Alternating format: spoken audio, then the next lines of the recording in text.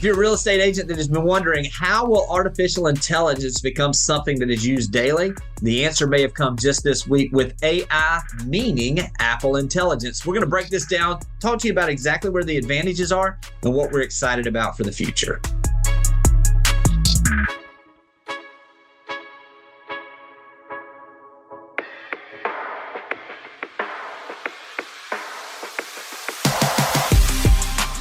Welcome to Real Estate AI Flash, the podcast dedicated to real estate professionals to demystify AI and give you practical strategies that you can apply to your business today. I'm your co-host, Rajeev Sajak. And the other co-host, Jimmy Burgess, and we are excited for you to be a part of this. If you haven't had a chance yet, make sure you go out and that you subscribe to the podcast. Also, we would really appreciate if you could leave us a review. It helps us spread the message that as a real estate community, we are stronger together. Now let's get to this episode.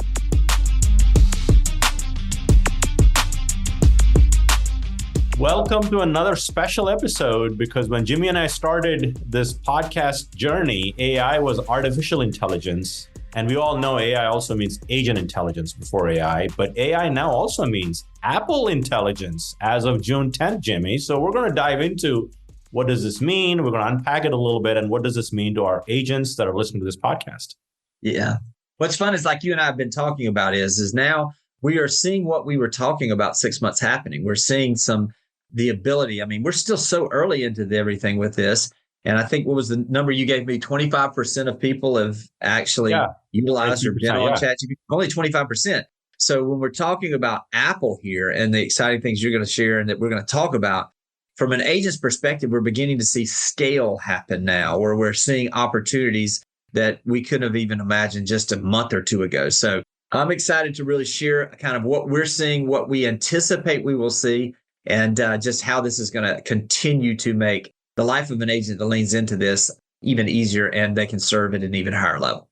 Yeah. So, June 10th came and went with much anticipation at the Worldwide Developer Conference. And first day, the announcement was made. And I always look at Wall Street and investments and how they react to announcements, because they're obviously waiting, what is Apple going to do?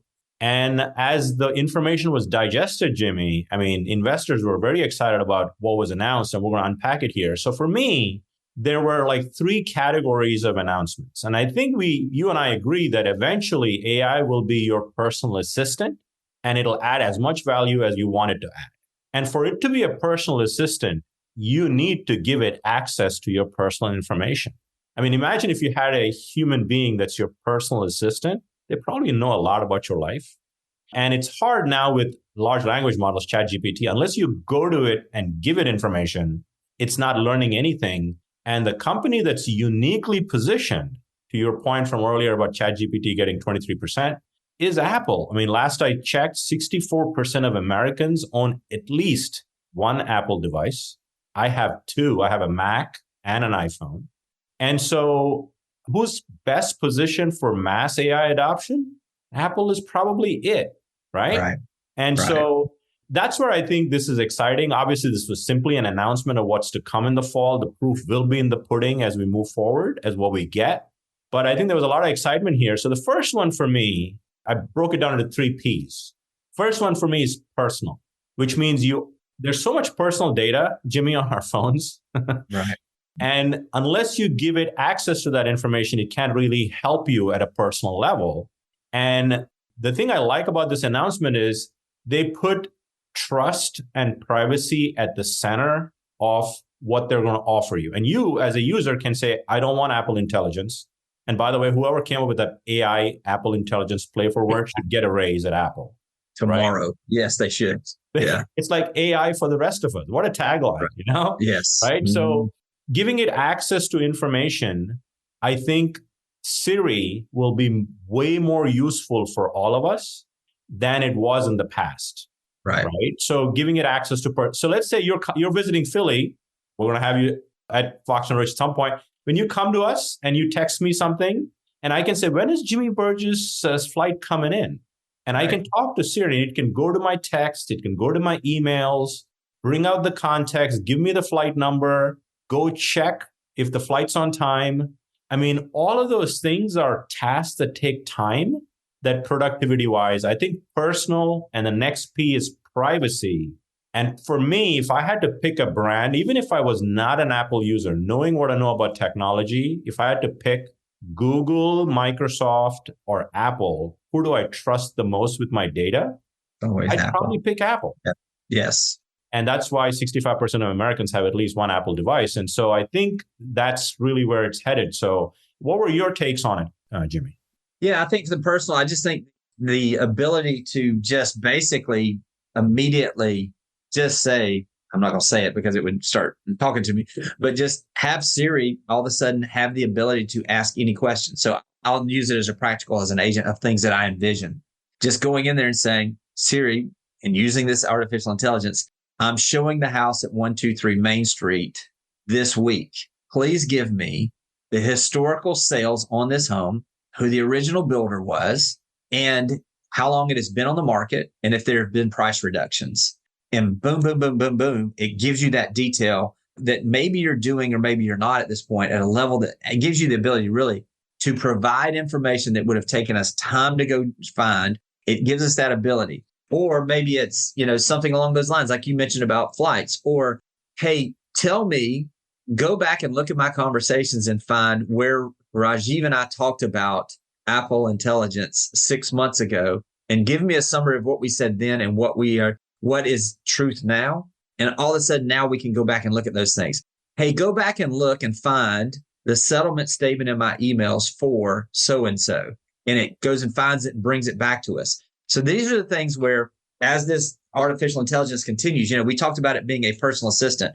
We're talking about the personal side of it, the personal assistant side of it, and having the ability to just basically have it do tasks that would take time. The efficiencies on this side from a personal standpoint, I think, are going to be dramatically better. And again, it's right here. And we're already utilizing it.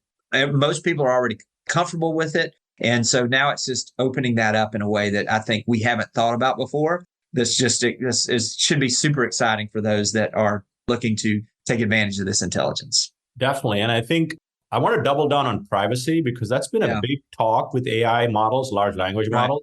If you had to tell them, do you trust ChatGPT, Google Gemini, and Claude? And there's so many lawsuits out there about people scraping data and learning from all of this stuff to make their models better. And Apple has really put privacy at the center of Apple Intelligence.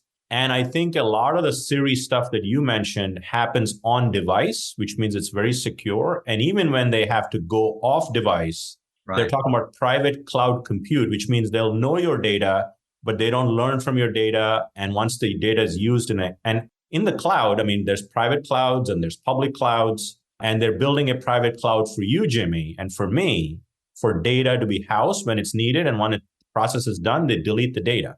So I think they've really taken the extra step to earn people's trust, and they know the conversations that are happening. So I think that is also an important piece. And to your point, some of the examples you've used, I can visualize in the future, it knows the apps on your phone that you've installed.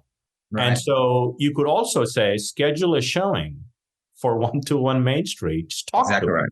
Because the showing app is on my phone, and it was proofed, and it talks to Apple Intelligence. And all of the things technology will work. You know what I think, Jimmy? One of the things that'll come out of this is probably voice search and voice computing will get a boost with all of this stuff versus me sitting at a computer and kind of doing stuff. And that's not going to go away anytime soon. But I think voice search is going to be interesting with all the stuff Siri is going to get powered up with. I agree completely. And that goes back to agents from a standpoint of, this is why, whether it be they're going to decide to host a podcast, do video content, get active on their social media, do their marketing in a more, consumer facing way than the ways like what we're talking about, asking, for instance, the artificial intelligence to give you details on certain things is going to be great. You mentioned trust. I want to do this in a way that agents can really relate, because, we talk about that real estate is a know, like, and trust business. So now let's think of it from a standpoint of, okay, well then what does that mean for artificial intelligence, specifically in this case for Apple Intelligence? Think about it from a standpoint of everybody knows this. Everybody knows Apple. Listen, there's a reason why they're marketing from the time they started with the Mac till now. Why? There's something about opening a package with even earbuds, from them. There's something, they just do a tremendous job of where the people that utilize them don't just like them, they love them. You know what I mean? So they've got the know and the like already done. And from the trust perspective, that's the biggest obstacle that most people are having with artificial intelligence. Do they trust it? Do they know where this is headed? Well, there's nobody in the game that has more trust as far as someone that has the ability to do this at scale than Apple. So if you're betting on a horse, so to speak, on who's going to win this race, I think this announcement is just the beginning of what we will see with Apple Intelligence personally. Yeah. And before we end our pod, I think it's important to mention that they've done an integration with ChatGPT, but all the things we've read, it's more about when you ask Siri a question and it doesn't have the knowledge locally, it's going to say, would you like me to use, again, it's giving you the choice. Right. Would you like me to use ChatGPT to get you the answers? And from what I've read, if you have an account, let's say you and I are paid users, I can see a day where all our custom GPTs, you can just talk to it. Right. Siri, right. So they're giving you the option to connect it. And I think the way they've implemented it, I think they were very smart saying ChatGPT exists, but they could very easily pivot to Gemini, right? Because it's not on device. It's more of a connection when they need to go access it. So I think they've set themselves up really well. And if the stock market is any indication, again, this is not a stock tip, but it was received very well and time will tell. Is this where we're supposed to disclose if we own Apple stock? I guess we would need to do that, right? I think we have to say, look, I own most of the AI stock companies, big ones. Yeah, no, exactly. But no, but listen, if you're someone who's wondering, okay, well, when does this happen? How does this happen? How do we get mass acceptance of this artificial intelligence? How do we see, the development of the intelligence continuing to grow and to develop and to just become more and more? This was a huge step, in my opinion, because now we've got the connectivity that was possibly lacking. Not everybody has the ChatGPT app on their phone like I do, but everybody's got an iPhone. And so this is one of those that, if you're an agent and you've been wondering, how is this going to become, something that I utilize more and more on a daily basis? I think this very well could be a glimpse into the future of what's to come. So pretty exciting. Yeah. And we can now officially say Apple has arrived to the AI party game. Yes. Not only have they arrived, I think they're changing. They're going to make a huge change, because if I'm sitting there and I'm one of the other competitors in this, I all of a sudden know I'm going to have to step my game up. As you and I've talked, they've quietly been buying these smaller AI companies at a pace that they're number one, as far as I'm concerned. As far as I know, they're the most active on purchasing some of these early stage AI companies. And so I think what we see today, I think if we had an idea of what they already know is coming, it would be mind-blowing, to say the least. Yeah. So I can't wait, Jimmy, for the Vision Pro. We talked about the Vision Pro. Yes. And how AI will be baked into that.